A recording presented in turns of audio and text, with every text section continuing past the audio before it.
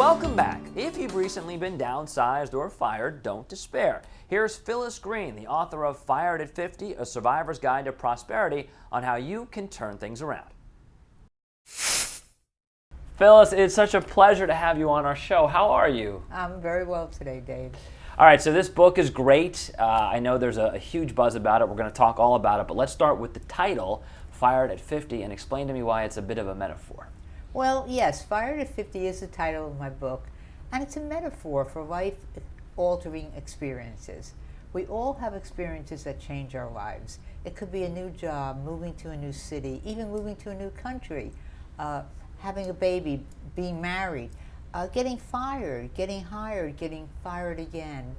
It's how we deal and manage these experiences that make the difference if we can carve out a path to personal and professional success. You know, your background is such that you were really prolific in a number of fields. I mean, you had a ton of success from early on.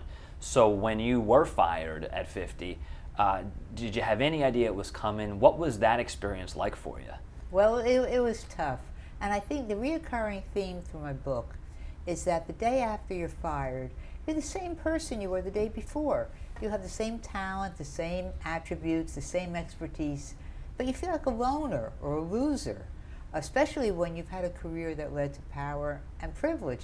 I was at the top of my game. I had the great office at ABC, Avenue of the Americas, New York, and then a week later I reported to another office, same street, same city, but it was New York State Unemployment Office. And I realized then, Dave, that I had to reevaluate and repackage my skills to launch the next step of my career. There are a ton of useful nuggets in this book, and we obviously don't have time to talk about all of them, but so tell me about how you realized that you did need to sort of, reevaluate and repackage yourself. So you're in the unemployment line, and when does the light bulb go off that, hey, there are other things that I can do and I need to start doing them? Well, I had been stripped of my identity. As I said, I had this career that I worked very hard for. I also had the ABC umbrella. But I think what I learned, and I think readers and viewers to this show will most benefit from, are all the challenges and the lessons and the opportunities I faced. And I believe we all have opportunities, but very often we don't go for the brass ring. We don't want to fail. Nobody wants to fail. I lived by something a famous statesman said, Winston Churchill. Success is the ability to walk from one failure to the other with the same determination. And my lesson and my challenge over what I've learned over the years is don't be afraid to take chances. Don't be afraid to move to another city. Chances are you will succeed. You might fail one or two times, but the ultimate result will be success in your career. Well, what is the expression? It's something about you only regret the chances you didn't take, right? So rather than play it safe, I guess what you're saying is go for it. That's exactly it. And as I said earlier, I had to reevaluate and really reassess who I was. I didn't have the identity anymore. And it took a while. I took some freelance jobs in New York that were interesting, and I do write about them in the book. Also some chapters of my reoccurring relationship with people like Dave Letterman, Barbara Walters.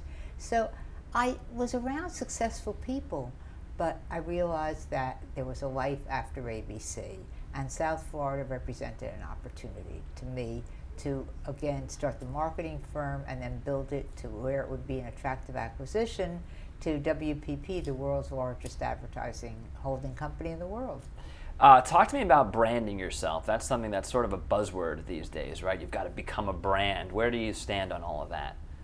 Well, we used to call it promoting yourself. Now we call it building your brand.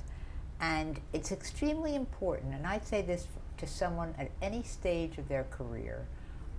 You have the talent, you have the attribute. The days are over where you might work for one company for 30 years.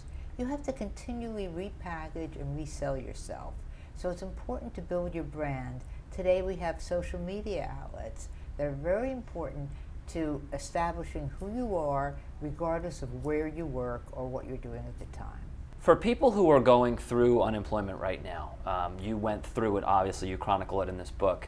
What could you give them as sort of, hey, the sun will come out tomorrow. I mean, when you were at your lowest point, when you were on the unemployment line, where were you mentally, and how long did it take you to get your swagger back and know that good times were coming? That's interesting.